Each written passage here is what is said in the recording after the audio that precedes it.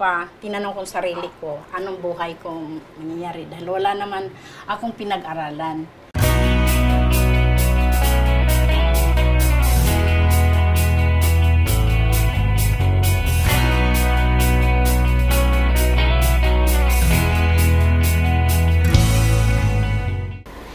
Nagkataon, nagkahiwalay kami ng asawa ko. 4 anak namin. Yung 4 na yan, nasa akin. Inisip ko, anong gagawin ko pagbuhay at sa pagpaaral. Naisip ko mamasukan ako sa kapatid ko dahil mayaman ang kapatid ko. Nag-umpisa siya namasukan siya sa sarili niyang kapatid para nga mapagpatuloy niyang mapag-aral ang mga anak niya. Maganda siyang kausap kasi minsan dating ng panahon na may problema ako, doon ako magsumbong sa kanya, binigyan ako ng advice. Sumasali rin siya sa mga kung anong sa isang barangay, gano'n. Masaya ako na malungkot dahil sa mahal ko sa buhay, 3 napatay. Asawa ko, ang apo ko, pinakamamahal ko talaga yon. 2006, asawa ko 2007, ang anak ko 2009.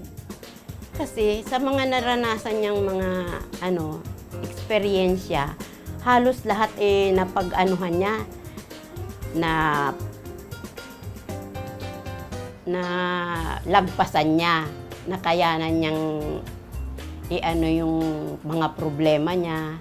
Isang grupo dito na senior citizen sila, nanghanga nga ako sa kanila bakit sila ang nagtulong dito sa Kamatsili, dapat mga kabataan. Pero believe ako sa kanila, silang isang grupo na senior citizen at nagbigay sila ng kaunting oras para makatulong man dito sa komunidad natin. Kaya hanga-hanga ako sa kanya kasi kung sa may edad siya,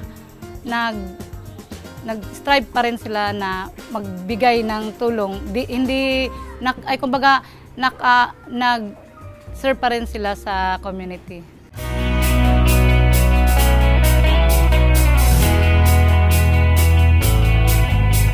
Nanay Rimi, tuloy lang po yung magandang pakita sa ehemplo sa mga tao, lalo na po sa mga kapwa mo senior citizen.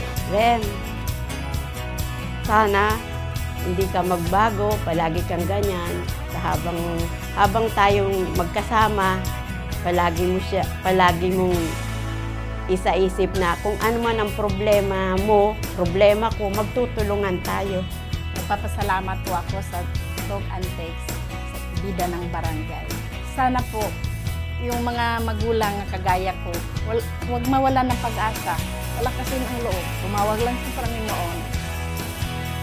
Alam natin na magbubunga din ang ganun. Huwag kayo mawalan ng pag-asa. Nanay Rimi, para sa akin, ikaw po ang bida ng barangay.